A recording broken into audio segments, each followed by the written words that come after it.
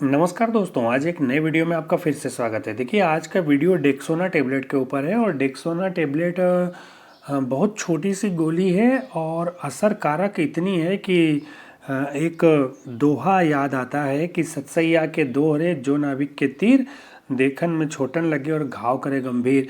मतलब घाव वाली बात हम बाद में करेंगे। इसका असर इतना शानदार है कि जिस काम के लिए इसे दिया जाता है उसमें काफ़ी उपयोगी होती है। अब देखिए, इसका जो काम है वो सबसे पहले तो ये है कि बिना डॉक्टर की सलाह के आपको इस गोली को नहीं लेना चाहिए। 25-30 पैसे की एक गोली आती है, लेकिन कॉर्टिकोस्टेरॉइड टेबलेट है और जो शरीर में सूजन होता है उसको ये कंट्रोल करता है, ठीक करते हैं। सूजन के लिए जो आवश्यक जो तत्व होते हैं जिनके कारण हमारे शरीर में सूजन होता है, त्वचा में तकलीफ़ होती है, जोड़ों में सूजन होता है, उसके बाद फेफड़ों में और अन्य अंगों पर जो सूजन का कारण होता है जिसके कारण दर्द होता है, तो इस कंडीशन में डेक्सोना टेबलेट का इस्तेमाल किया जाता है।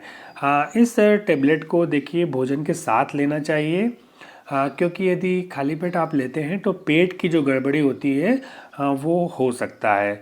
अच्छा, इस टेबलेट में ये है कि बिना डॉक्टर की परमिशन के आपको नहीं लेना चाहिए। जो भी ऑटो इम्यून डिसीज होती है, कई बार क्या होती है कि शारीरिक प्रतिक्रियाएं इस तरह से हो जाती हैं कि हमारे शरीर को ही नुकसान पहुंचाने लगती है, तो उस कंडीशन में डेक्सोना टेबलेट का यूज जो है वो काफ़ी अच्छा होता है। देखिए, बैक्टीरिया के इन्फेक्शन से, फंगल के इन्फेक्शन से जो सूजन की समस्या बनती है उसमें डेक्सोना का उपयोग कारगर होता है।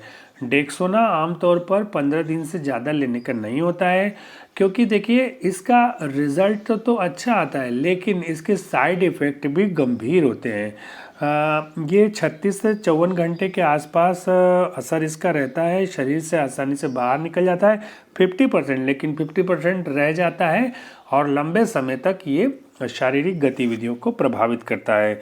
अच्छा, देखिए, इस टेबलेट को लेने के बाद यदि साइड इफ़ेक्ट का हम समझ लें तो धुंधली दृष्टि हो सकती है, चक्कर बेहोशी की स्थिति हो सकती है, प्यास आपको बार बार लग सकती है, पेशाब करने की बार बार समस्या से आप ग्रसित हो सकते हैं, चिड़चिड़ापन हो सकता है, बेचैनी हो सकता है और दिमागी रूप से आप परेशान हो सकते हैं। तो ये सब इसके साइड इफ़ेक्ट होते हैं। मोतियाबिंद की समस्या बढ़ सकती है और कोलेस्ट्रॉल का लेवल आपका बढ़ सकता है।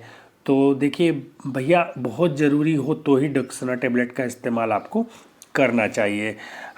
उसके बाद यह है कि इस टेबलेट को सडनली बंद नहीं करना चाहिए। कॉर्टिकोस्टेरॉइड है, इसे धीरे धीरे करके जिस तरह से डॉक्टर ने बताया उस तरह से बंद करना चाहिए। यदि आप अचानक इस टेबलेट को बंद कर देंगे तो थकान, पेट दर्द, उदासी, घबराहट, बीपी लो होना, ये समस्या भी हो सकती है।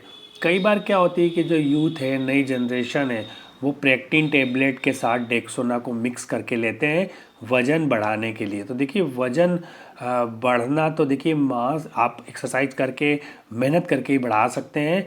बाकी इन गोलियों के सहारे यदि आप वज़न बढ़ाते हैं तो वज़न नहीं बढ़ता है, वो एक तरह से सूजन का हिसाब किताब हो जाता है और हमारे लिए बहुत ही घातक होता है। तो इस टेबलेट का इस्तेमाल कीमोथेरेपी वगैरह में भी किया जाता है। उसके बाद इस टेबलेट का इस्तेमाल रक्त के विकार यानी खून संबंधी यदि कोई परेशानी है, इन्फेक्शन है, उसको भी ठीक करने में किया जाता है। तो कैडिला कंपनी की सस्ती गोली है, असर कारक टेबलेट है, स्वयं से ना लें। मतलब हम अपने मन से लेना फिर बंद कर देना, ये नहीं करना चाहिए। भोजन के बाद डॉक्टर जिस तरह से बताया आपको लेना चाहिए। सुबह शाम आप ले सकते हैं, अमूमन एक गोली रोज़ लेने का होता है। लंबे समय तक गोलियां ये नहीं चलती है।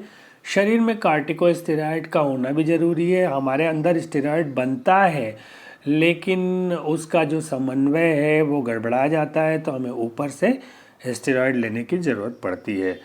तो यही है कि टेबलेट का इस्तेमाल डॉक्टर की पसंद से करना चाहिए और जो इसका यूज है वो यही है कि सूजन वाले जो लक्षण होते हैं उनको रोक के रिज़ल्ट प्रोड्यूस करता है डेक्सोना टेबलेट। तो जिसके कारण जैसे लालपन, दर्द, खुजली, ये सब जब समस्या त्वचा पर होती है तो उसमें भी काफ़ी उपयोगी होता है डेक्सोना। लेकिन फिर अंत में यही कहना चाहेंगे कि किसी भी दवाई का इस्तेमाल आपको डॉक्टर की परमिशन से ही करना चाहिए। डेक्सोना टेबलेट के ऊपर छोटी सी जानकारी। उम्मीद की वीडियो पसंद आया होगा। वीडियो पसंद आया हो तो वीडियो को लाइक कीजिएगा, चैनल को सब्सक्राइब कीजिएगा। मिलते हैं नए वीडियो में किसी नई जानकारी के साथ। तब तक के लिए नमस्कार।